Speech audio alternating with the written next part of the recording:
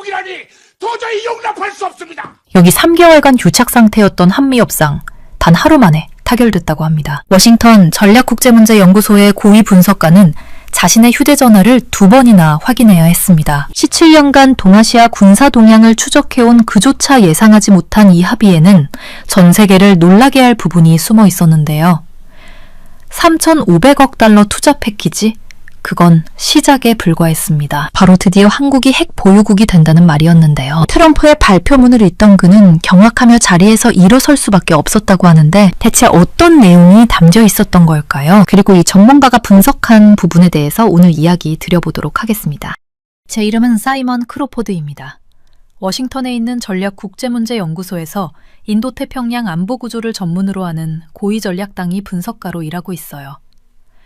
지난 17년 동안 동아시아 지역의 군사 동향과 동맹 관계를 추적해왔죠. 저는 동아시아 해군 동향에 관한 기밀 보고서를 검토하고 있었어요. 그때 제 보안 휴대전화에 몇 달 동안은 볼 것 같지 않았던 알림이 떴답니다.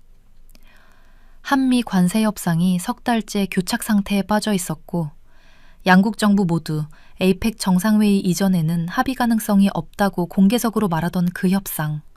어떻게든 타결되었다는 거였죠. 인도태평양 안보구조를 전문으로 하는 고위 전략방위 분석가로서 저는 이 협상을 면밀히 추적해왔어요. 하지만 제 가장 낙관적인 전망조차도 이런 결과를 예상하지 못했더군요. 트럼프 대통령의 트루스 소셜 게시물이 몇 분 후 제 화면에 나타났습니다. 그리고 저는 제가 보고 있는 것의 규모를 이해하기 위해 2번이나 읽어야 했어요.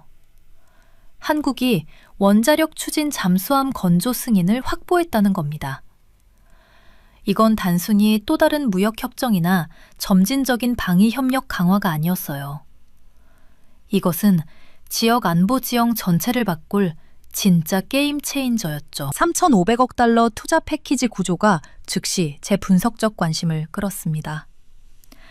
한국 대통령실의 설명에 따르면 2천억 달러는 직접 현금 투자로 흐를 예정이었고 연간 상한선이 200억 달러로 신중하게 협상되었어요. 나머지 1,500억 달러는 한국 기업들이 주도하는 조선협력 투자로 구성되어 있었고 보증을 포함하고 있었답니다. 그 연간 상한선은 임의적인 것이 아니었죠. 이것은 한국이 감당할 수 없는 재정적 부담을 지지 않으면서도 미국의 경제적 요구를 충족시키는 중요한 안전장치를 의미했습니다. 제가 가장 흥미롭게 생각하는 것은 타이밍이었어요. 바로 어제만 해도 양국 정부는 어떤 합의에도 도달하기 어렵다는 비관적인 신호를 보내고 있었거든요. 워싱턴과 서울의 제 연락처들은 투자 구조와 기술 이전에 대한 근본적인 이견이 있다고 일관되게 보고했었습니다. 그런데 이제 트럼프가 한미동맹이 그 어느 때보다 강력하다고 선언하면서 이전 약속과 이번 새로운 약정을 합치면 한국의 총 기업 투자가 6천억 달러를 초과할 것이라고 발표하고 있었던 거예요. 원자력 잠수함 승인이 제 생각을 지배했습니다. 저는 연구소 소장을 위한 평가서를 작성하기 시작했죠. 한국은 수년 동안 이러한 함정을 건조할 기술적 능력을 갖추고 있었어요. 그들의 조선 전문성과 원자력 공학 지식은 결코 문제가 아니었답니다. 장애물은 항상 한미 원자력 협력 협정이었어요. 이 협정이 한국이 잠수함 추진에 필수적인 소형 원자로와 농축 우라늄 연료를 획득하는 것을 막고 있었거든요. 저 농축 우라늄에 대한 접근 없이는 가장 정교한 한국산 선체도 쓸모없게 될 테니까요. 정상회의에서 이재명 대통령의 호소는 분명히 트럼프의 마음을 움직였던 것 같습니다. 한국 대통령의 주장은 전략적으로 타당했어요. 디젤 잠수함은 조용하다는 장점에도 불구하고 잠수 능력과 지구력이 심각하게 제한되어 있어서 지역 해역에서 작전하는 북한이나 중국 잠수함을 추적하는 데 효과가 떨어진다는 거였죠. 원자력 추진 공격 잠수함은 한국의 대잠전 능력을 하루아침에 혁신적으로 바꿔놓을 겁니다. 저는 화면에 비교 사양을 띄웠어요. 한국의 기존 함대와 같은 디젤 전기 잠수함은 배터리를 재충전하기 위해 스노클링이 필요하기 전까지 아마도 2주에서 3주 정도 잠수한 채로 있을 수 있었답니다. 이것은 정교한 적탐지 시스템이 악용할 수 있는 취약점이었죠. 반면에 원자력 추진 공격 잠수함은 몇 달 동안 잠수한 채로 작전할 수 있었습니다. 전력 생성이 아니라 승무원의 지구력과 식량 공급에 의해서만 제한을 받는 거예요. 점점 더 능력이 향상되는 중국과 북한 잠수함 함대에 대한 추적 임무에 있어서 이것은 작전상의 혁명을 의미했습니다. 저는 의자에 기대어 앉아 이 발표의 더 넓은 함의를 고려하기 시작했어요. 한국은 이미 세계 최고 수준의 재래식 잠수함을 건조하고 있었죠. 그들의 손창급과 도산 안창호급 잠수함들은 기술적으로 인상적이었습니다. 하지만 원자력 추진은 완전히 다른 차원의 능력이에요. 지역의 힘의 균형을 생각해보면 이것은 중국에게 심각한 우려사항이 될 겁니다. 중국은 자체적으로 핵 잠수함 함대를 확장하고 있었고 일본도 잠수함 프로그램에 상당한 투자를 하고 있었어요. 한국이 이제 원자력 추진 능력을 추가하면 동아시아의 수중 역학이 근본적으로 재편될 거였죠. 제 동료 중 한 명이 이전에 말했던 것이 떠올랐습니다. 잠수함은 바다의 유령이에요.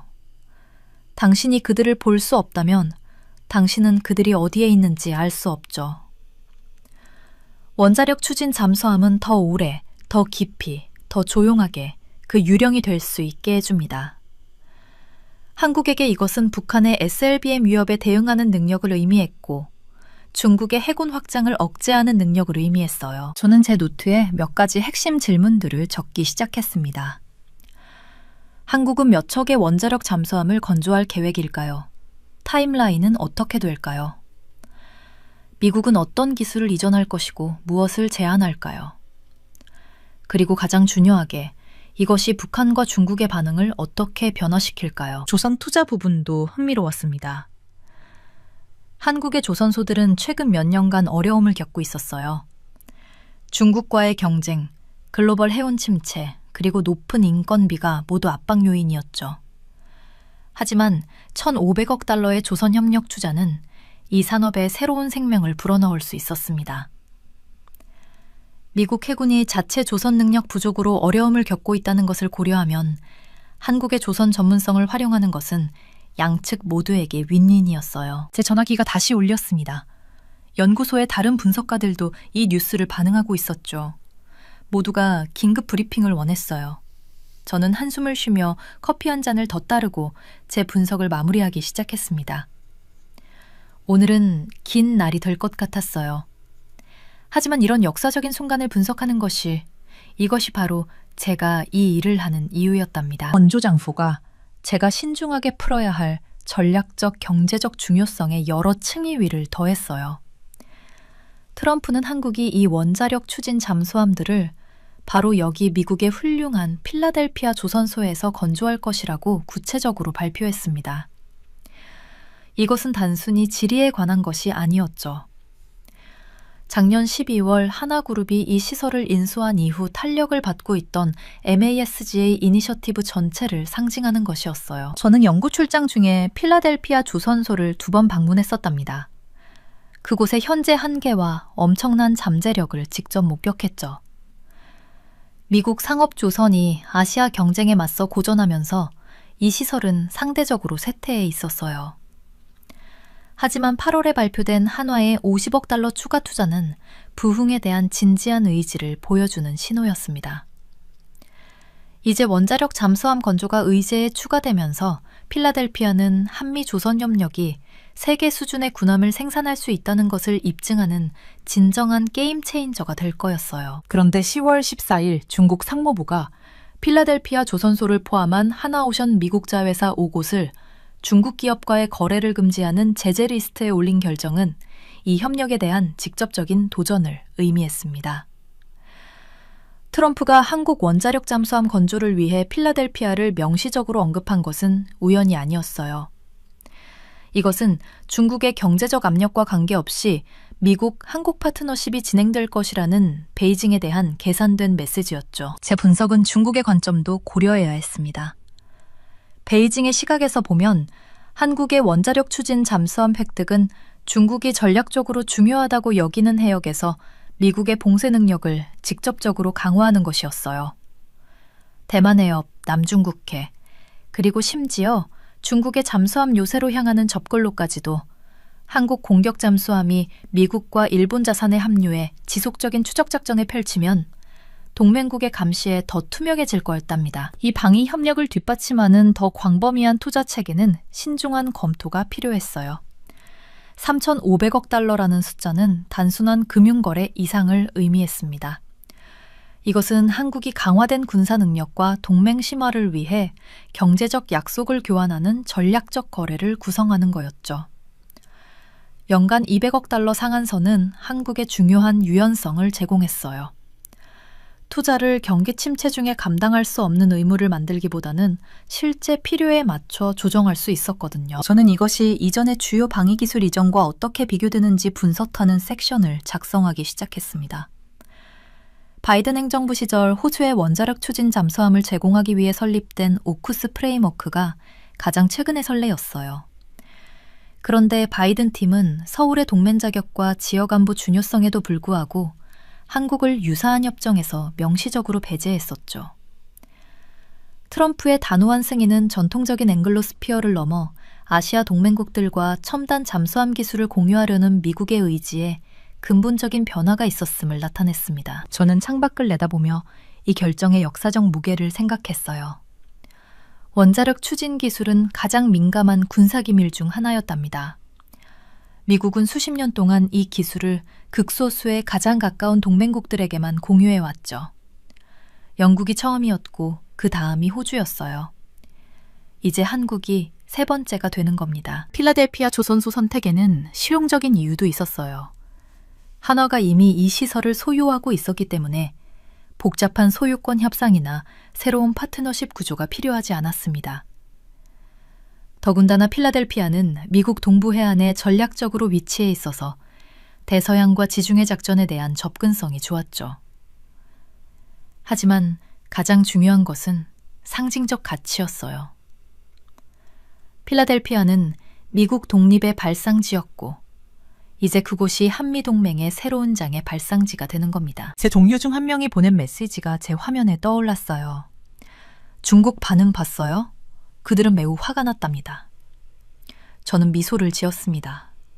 물론 그들은 화가 났을 거예요. 이것은 인도 태평양에서의 힘의 균형을 바꾸는 큰 움직임이었으니까요. 중국의 제재는 흥미로운 역학을 드러냈어요. 한화를 블랙리스트에 올림으로써 베이징은 한국 기업들에게 미국과의 방위 협력에는 경제적 대가가 따른다는 것을 보여주려 했습니다. 하지만 이것은 역효과를 낼 수도 있었죠. 한국 정부와 기업들이 중국의 경제적 강압에 대해 이미 우려하고 있었거든요. 이런 노골적인 제재는 그 우려를 확인시켜주고 한국을 미국 쪽으로 더 밀어붙일 수 있었어요. 저는 제 분석에 역사적 맥락을 추가하기 시작했습니다. 필라델피아 조선소는 한때 미국 해군력의 기둥이었어요. 제2차 세카이 대전 동안 이치코는 동맹국의 승리에 중요한 역할을 한 군함들을 생산했답니다. 그 후 수십 년 동안 미국 조선업의 쇠퇴와 함께 이 조선소도 어려움을 겪었죠. 이제 한국의 투자와 전문성으로 이곳은 르네상스를 경험하려 하고 있었어요. 50억 달러 추가 투자가 무엇을 의미하는지 생각해봤습니다. 이것은 단지 시설 업그레이드가 아니었어요. 이것은 새로운 도크, 첨단 용접 기술, 정교한 품질 관리 시스템, 그리고 가장 중요하게는 숙련된 인력 교육을 의미했답니다. 한국 조선소들은 세계에서 가장 효율적이고 정확한 것으로 유명했어요. 이제 그 노하우가 미국으로 이전되는 겁니다. 원자력 잠수함 건조는 재래식 함정 건조와는 완전히 다른 차원의 도전이었어요. 원자로 구획은 극도로 정밀한 공학이 필요했고 방사선 차폐는 완벽해야 했으며 안전 시스템은 중복의 중복을 거쳐야 했죠. 한국 기술자들은 배워야 할 것이 많았지만 그들의 기존 전문성, 특히 정밀 용접과 품질 관리에서 견고한 기반을 제공할 것입니다. 저는 타임라인에 대해 궁금했어요. 첫 번째 한국 원자력 잠수함이 물에 닿기까지 얼마나 걸릴까요? AUKU USA에서 호주의 첫 번째 잠수함은 2030년대 중반까지는 준비되지 않을 것으로 예상되었어요. 한국은 더 빠를 수 있을까요? 그들은 이미 강력한 조선 산업을 가지고 있었고 핵기술에 대한 경험도 있었죠. 하지만 이 모든 것을 통합하는 것은 시간이 걸릴 겁니다. 제 전화기가 또 울렸습니다. 이번에는 워싱턴의 국방부 연락처였어요. 긴급 브리핑이 필요해요. 모두가 이것에 대해 알고 싶어 합니다. 저는 고개를 끄덕이며 제 노트를 모았어요. 이것은 앞으로 몇 주, 아니 몇 달 동안 제 삶을 지배할 이야기였습니다. 그리고 솔직히 말하면 저는 그것에 대해 신이 났어요.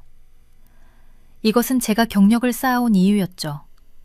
역사가 만들어지는 것을 분석하고 그것이 미래를 어떻게 형성할지 이해하는 것 말이에요. 오에케스 비교는 더 깊은 탐구가 필요했어요. 인도태평양에서 진화하는 미국 전략을 드러내 주었기 때문이죠. 바이든, 모리슨, 존슨이 2021년 9월 AUKS를 발표했을 때 그들은 이것을 가장 가까운 동맹국들 사이의 전략적 안정성과 기술 협력에 초점을 맞춘 독점적인 3자 협정으로 자리매김했습니다. 원자력 잠수함 구성 요소 호주가 8척의 공격 잠수함을 획득할 계획은 공통의 법체계와 정보관계를 공유하는 해양 민주주의 국가들 사이의 독특한 협력으로 틀이 잡혔었죠. 한국이 그러한 협정에서 배제된 것은 서울에서 조용한 좌절감을 불러일으켰어요. 비록 관리들이 이것을 공개적으로 표현하는 경우는 드물었지만요. 수년간 동맹 역학을 분석해온 사람으로서 저는 내재된 긴장을 이해하고 있었답니다. 한국은 상당한 능력을 가져왔어요. 세계 수준의 조선, 첨단 재래식 잠수함 경험, 복잡한 군사 시스템을 운용하는 입증된 능력, 그리고 한국 해군 자산을 지역 안보에 귀중하게 만드는 지리적 위치 말이죠. 그런데도 바이든 행정부는 OAKUS의 독점성을 유지했었습니다. 아마도 중국의 반응을 우려했거나 원자력 추진 기술 공유 확대에 회의적이었던 것 같아요. 트럼프의 승인은 그러한 신중함에서 극적으로 벗어난 것을 의미했어요. 한국의 원자력 잠수함 건조를 승인함으로써 그는 사실상 어커스 프레임워크의 공식적인 회원 자격을 요구하지 않고 원자력 추진 클럽을 어커스 너머로 확장한 겁니다. 이 접근법은 장점을 제공했죠.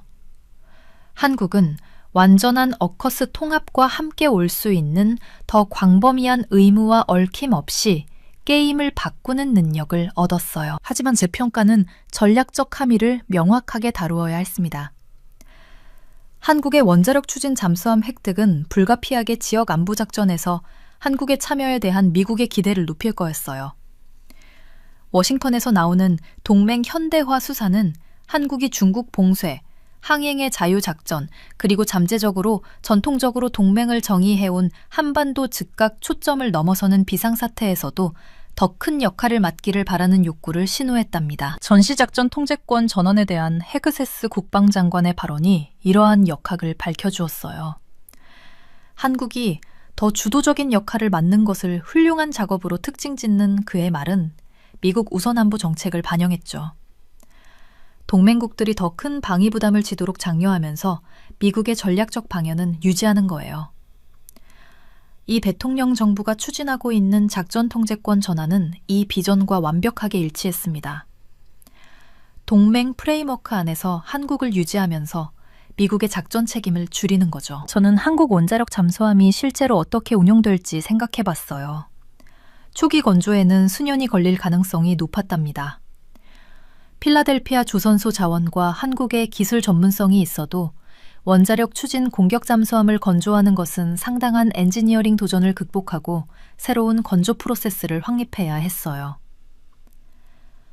전홍축 우라늄 연료 공급을 가능하게 하는 데 필요한 한미 원자력 협력 협정 개정은 비확산 우려를 해결하면서 운영 요구사항을 충족시키기 위해 신중한 협상이 필요할 겁니다. 제 예측으로는 한국이 15년에서 20년에 걸쳐 4척에서 6척의 원자력 공격 잠수함을 목표로 할 수 있을 것 같았어요.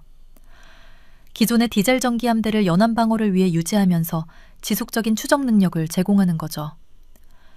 이러한 혼합함대 접근법은 전략적 깊이를 제공할 거였어요. 원자력 함정은 중국 잠수함을 추적하고 동맹 임무를 지원하는 확장된 작전을 위한 것이고, 디젤 함정은 얕은 물에서 그들의 조용함이 여전히 유리한 반도 방어를 위한 것이죠. 저는 책상에서 일어나 창가로 걸어갔습니다. 밖은 어두워지고 있었고 도시의 불빛들이 하나씩 켜지고 있었어요. 이 모든 변화의 규모를 생각하니 어지러울 정도였답니다. 오에케스는 베이징에 충격을 주었었어요. 중국 외교부는 이것을 냉전 사고방식이라고 비난했고 핵 확산에 대한 우려를 제기했죠. 이제 한국도 원자력 잠수함을 얻게 되면 중국의 반응은 훨씬 더 강할 거였습니다. 결국 한국은 중국의 바로 옆에 있었고 대만 해협과 남중국해에 훨씬 더 가까웠어요. 하지만 이것은 단순히 중국에 관한 것이 아니었습니다. 일본은 어떻게 반응할까요? 도쿄는 자체 잠수함 프로그램을 가지고 있었고 미국과의 강력한 방위 관계를 유지하고 있었어요. 한국이 원자력 추진 능력을 얻으면 일본도 비슷한 업그레이드를 추구할 수 있을까요? 이것은 동북아시아에서 잠수함 군비 경쟁을 촉발할 수 있었죠. 제 생각은 북한으로 향했어요. 평양은 이미 자체 슬비엠 프로그램을 개발하고 있었답니다.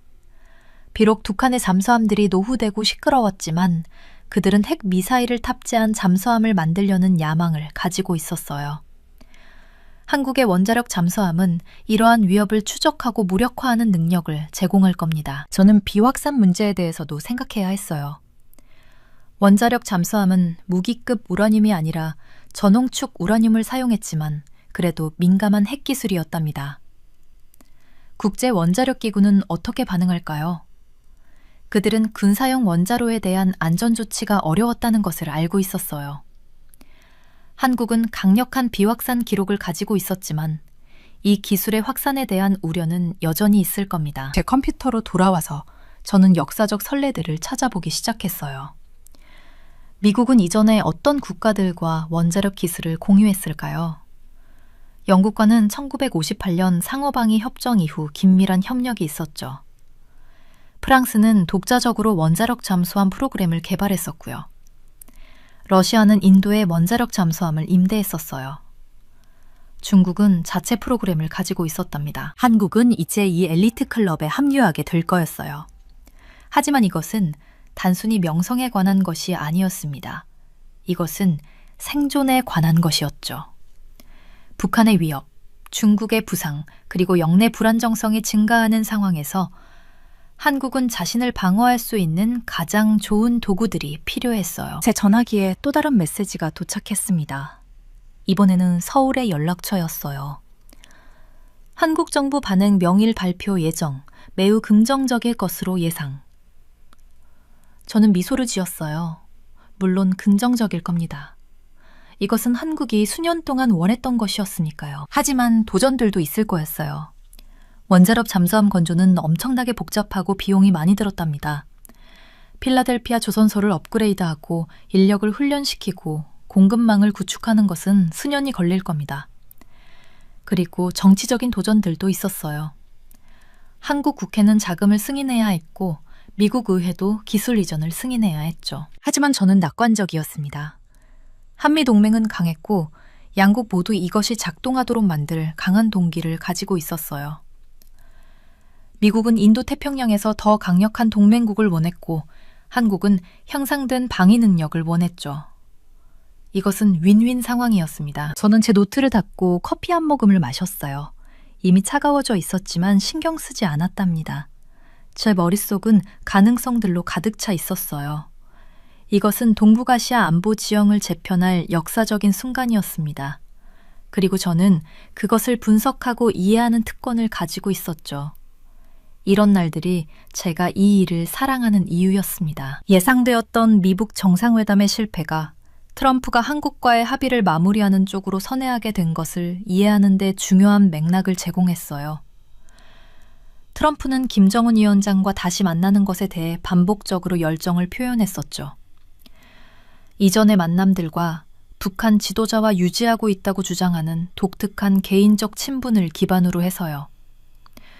하지만 김정은의 반응은 혹은 반응의 부재는 단호하게 부정적이었답니다. 정상회담 기간 동안 서해에서 북한이 실시한 전략 순항미사일 시험은 의도적인 신호를 구성했어요.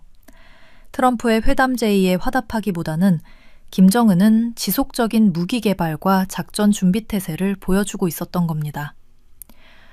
제 평가는 김정은이 현재 러시아와 중국의 지원이 핵 능력에 대한 양보를 요구하지 않으면서 경제적 생명선을 제공하는 상황에서 정상회담에서 거의 이점을 보지 못한다고 결론 지었어요. 김정은이 아직 대통령의 진정성을 제대로 받아들이지 않았다는 이재명 대통령의 표현은 외교적 필요성을 반영했습니다. 현재의 거부를 인정하면서도 미래 관여의 가능성을 유지하는 거죠. 에어포스 1에 탑승한 트럼프의 반응은 흥미로웠어요.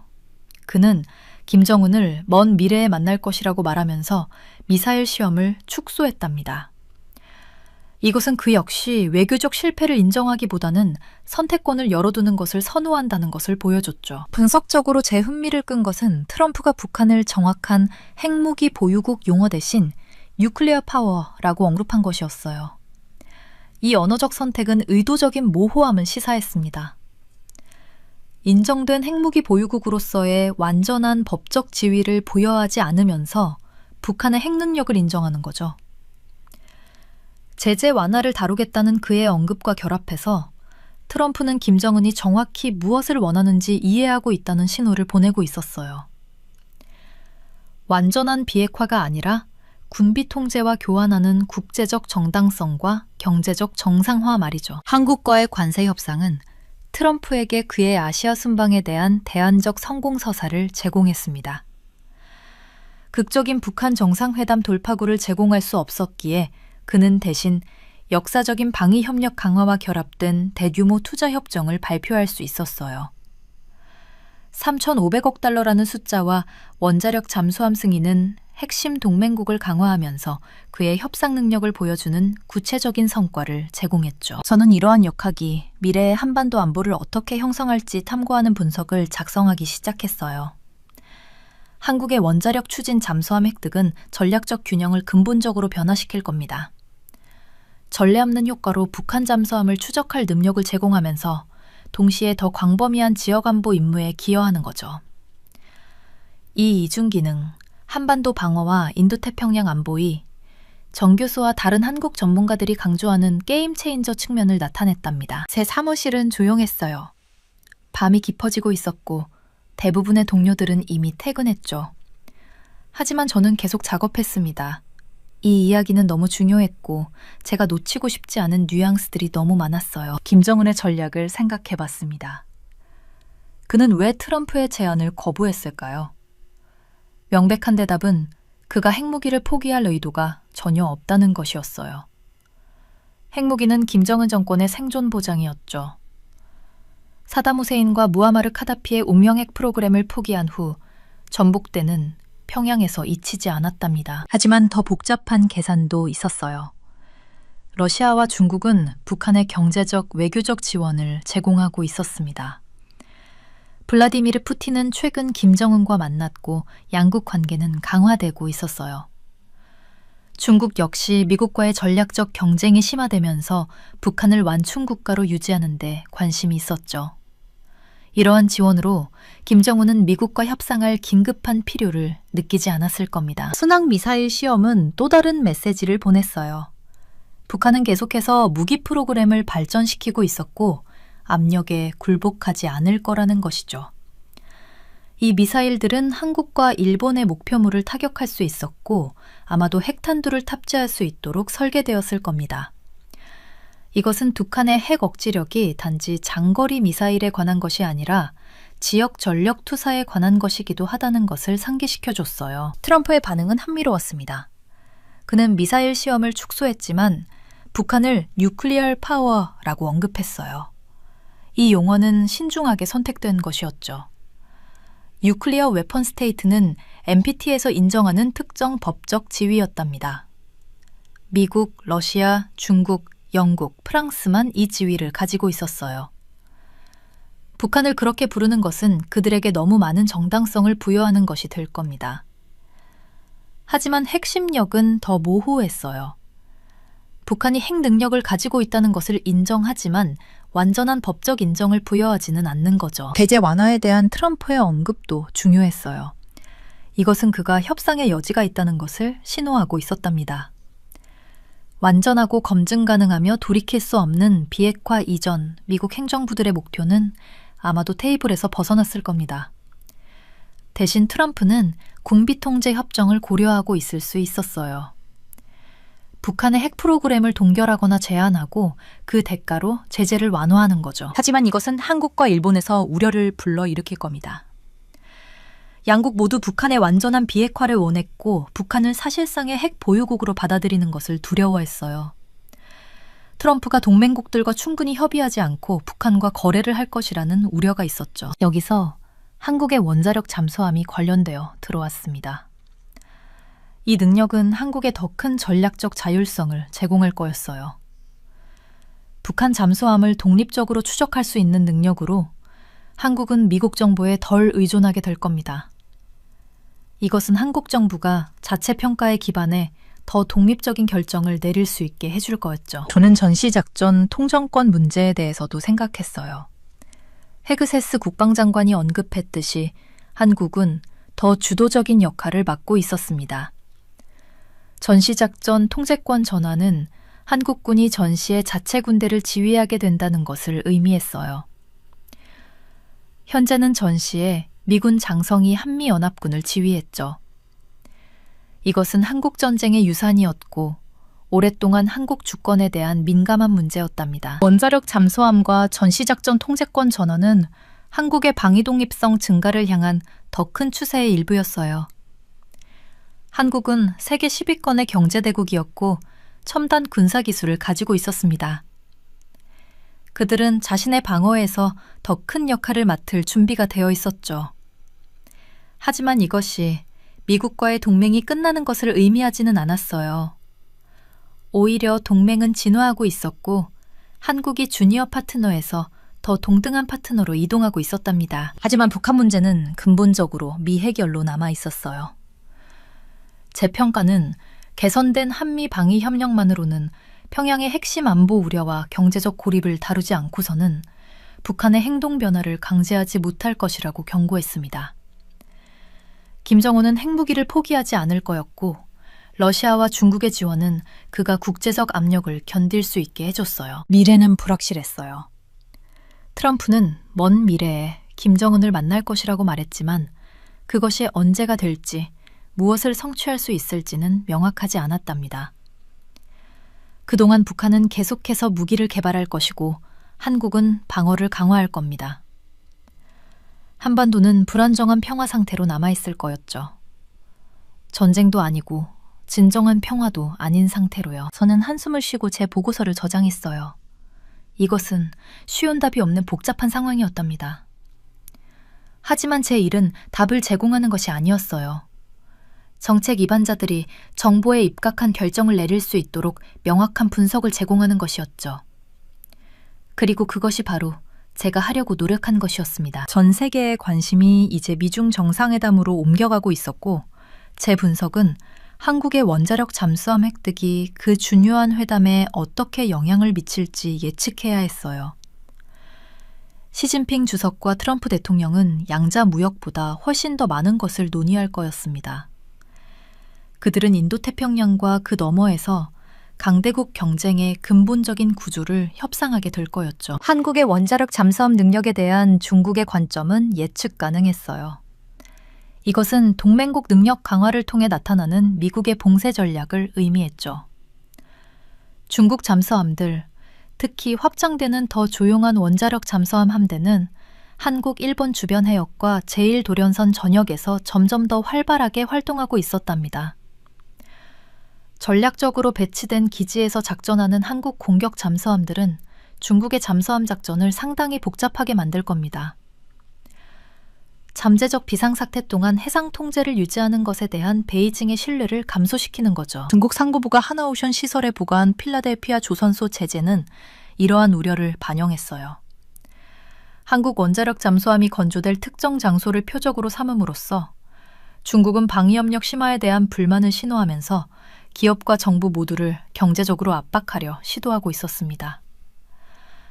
필라델피아를 명시적으로 언급한 트럼프의 발언은 이러한 압박 전술이 한국 능력에 대한 미국의 지원을 저지하지 못할 것임을 보여줬죠. 현재 시대는 미중 전략 경쟁의 시대라는 정 교수의 관찰이 본질적인 역학을 포착했습니다. 한미합의는 고립되어 이해될 수 없었어요. 이것은 중국의 군사현대화와 경제적 영향력에 맞서 기술적 우위와 동맹 결속을 유지하려는 미국 전략의 더 광범위한 구조에서 하나의 요소였죠. 한국은 이 경쟁에서 중요한 노드를 나타냈답니다. 기술적으로 선진적인 경제, 유능한 군대, 그리고 신뢰할 수 있는 인도태평양 안보 프레임워크에 필수 불가결하게 만드는 지리적 위치를 가지고 있었어요. 재평가는 미중 정상회담이 이러한 긴장을 어떻게 다룰지 검토했습니다. 어느 지도자도 파국적인 대립을 원하지 않았어요. 트럼프는 그의 무역 의제와 재선 서사를 위해 긍정적인 경제관계가 필요했고, 시진핑은 중국의 경제 발전과 국제적 고립을 피하기 위해 안정적인 미국 관계가 필요했죠. 하지만 그들의 근본적인 이익은 대만, 남중국해, 기술 경쟁, 동맹 구조와 같은 문제들에서 급격하게 갈라졌습니다. 한국 원자력 잠수함의 게임 체인저 잠재력은 부분적으로 이 더 광범위한 경쟁에 대한 영향에 있었어요.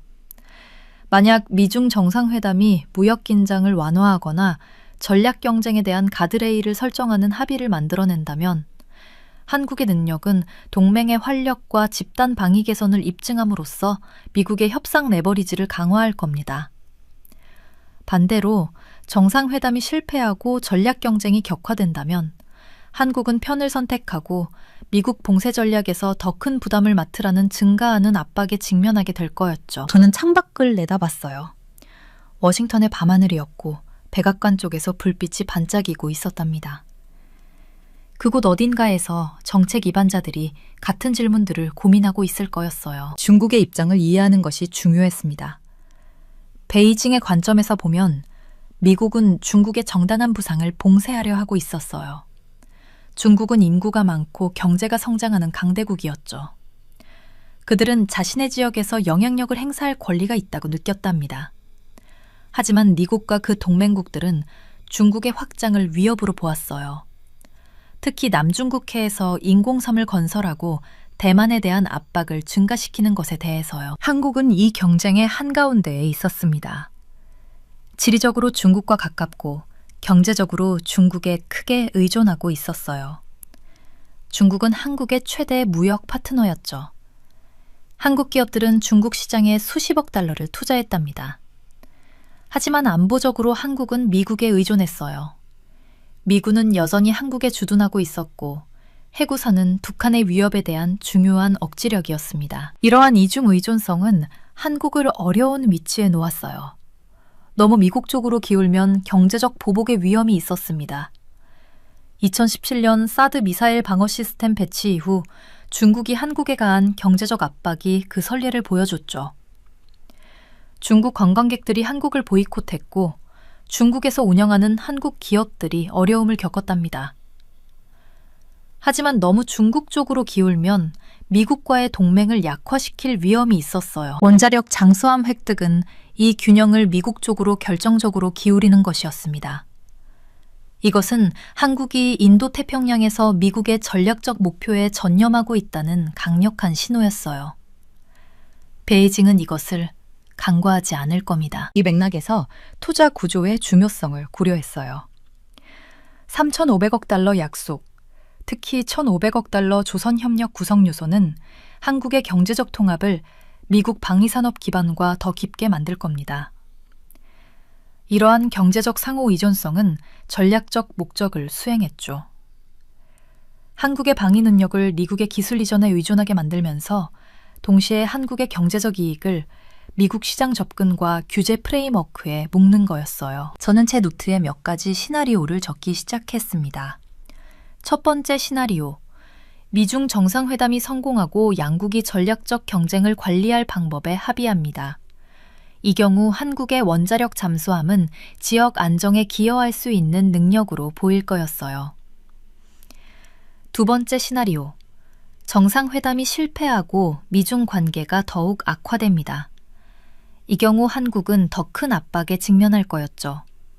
중국으로부터는 경제적 보복이, 미국으로부터는 더 큰 군사적 기여 요구가요. 세 번째 시나리오도 있었어요. 제한적 충돌입니다. 대만 해협이나 남중국해에서 군사적 긴장이 고조되지만 전면전으로 확대되지 않는 거죠. 이 경우 한국의 원사력 잠수함은 중요한 역할을 할 수 있었답니다. 중국 잠수함을 추적하고 해상 교통로를 보호하고 동맹국들에게 정보를 제공하는 것 말이에요. 저는 잠시 멈추고 커피를 마셨어요. 이미 차갑게 식어 있었지만 신경 쓰지 않았답니다. 제 머릿속은 가능성들로 가득 차 있었죠. 필라델피아 조선소 제재로 돌아가서 이것의 효과에 대해 의문이 들었습니다. 하나는 이미 미국에 크게 투자했어요. 그들은 중국 시장에서 사업을 잃는 것을 감수할 준비가 되어 있었을까요? 아니면 중국과의 관계를 유지하기 위한 방법을 찾으려 할까요? 이것은 복잡한 기업 결정이었답니다. 장기적인 전략적 이익 대 단기적인 경제적 손실을 저울질하는 거죠. 하지만 한국 정부의 관점에서 보면 선택은 더 명확했어요. 국가 안보가 경제적 이익보다 우선이었습니다. 원자력 잠수함은 북한의 위협에 대응하고 지역에서 한국의 전략적 자율성을 향상시키는 데 필수적이었죠. 중국의 경제적 압박은 불편할 수 있지만 안보를 타협할 수는 없었어요. 저는 역사적 유사점들을 생각해 봤습니다. 냉전 시대에 많은 국가들이 미국과 소련 사이에서 유사한 압박에 직면했었어요.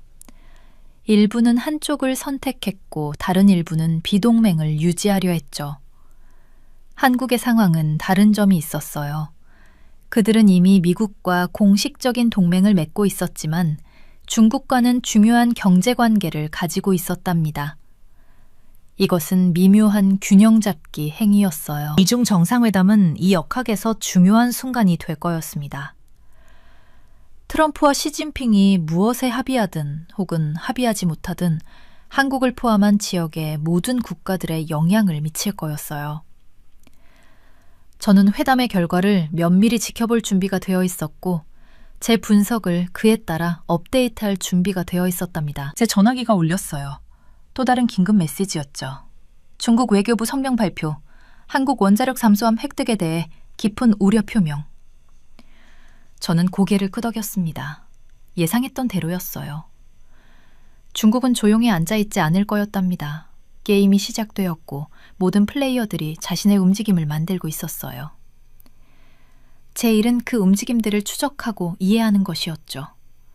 그리고 그것이 바로 제가 하려는 것이었습니다. 제 분석을 종합하면서 저는 한미 합의가 지역 안보 구조에서 진정한 변곡점을 나타낸다고 결론지었어요. 원자력 잠수함 능력, 강화된 동맹 협력, 그리고 대규모 투자 약속의 조합이 한국을 이전 어떤 시기와도 다르게 인도태평양 전략 지형에 위치시켰습니다. 한국에게 게임 체인저는 단순히 더 유능한 무기 시스템을 획득하는 것이 아니었어요. 원자력 추진 잠수함이 가능하게 하는 전략적 자율성과 지역적 영향력의 변화였죠. 확장된 작전 범위와 무제한 잠수지구력으로 한국 잠수함들은 반도 방어를 훨씬 넘어서는 지역 안보 임무에 의미 있게 기여할 수 있었답니다. 필라델피아 주선소의 역할은 제 최종 평가에서 강조할 가치가 있었습니다. 미국에서 한국 원자력 잠수함을 건조함으로써 이 합의는 한국과 미국 방위산업 능력의 깊은 통합을 보장했어요. 기술 이전, 인력 교육, 품질 관리 기준이 필연적으로 광범위한 협력과 상호 의존을 수반할 겁니다. 트럼프의 단호한 승인은 동맹 관리에 대한 그의 거래적 접근을 반영했어요. 3,500억 달러 투자는 그의 미국 우선 지지자들을 만족시키는 구체적인 수익을 제공하면서 동시에 지역 안정성과 중국 봉쇄를 위해 중요하다고 그가 여기는 동맹을 강화했죠. 앞을 내다보면서 저는 몇 가지 중요한 발전을 예측했어요. 한미 원자력 협력 협정 개정은 신중한 협상이 필요할 겁니다. 실제 잠수함 건조에는 수년이 걸릴 거였고 첫 번째 함정들은 2030년대 초반까지 작전 가능할 수 있었어요. 이 기간 동안 지역 안보 역학은 계속 진화할 거였답니다. 한국은 새로운 시대에 진입했어요. 주요 강국들과 비교할 수 있는 전략적 자산을 보유하고 지역 안보 기여에 대한 증가된 기대에 직면하며 경쟁하는 강대국들과 복잡한 관계를 탐색하는 시대 말이죠. 원자력 추진 잠수함은 강화된 능력과 더 큰 책임 모두를 나타냈습니다. 한국의 도전은 동맹 의무를 관리하고 핵심 안보 우려를 넘어서는 분쟁에 휘말리는 것을 피하면서 국가 이익을 증진시키기 위해 이러한 자산을 활용하는 것이 될 거였어요. 필라델피아 조선소는 단순한 건설 현장 이상이 될 겁니다. 그것은 한국의 전략적 힘의 변화와 한미동맹이 앞으로 수십 년 동안 인도태평양 안보를 형성하는 더 유능하고 통합되고 중요한 파트너십으로 진화하는 것을 상징하게 될 거였답니다.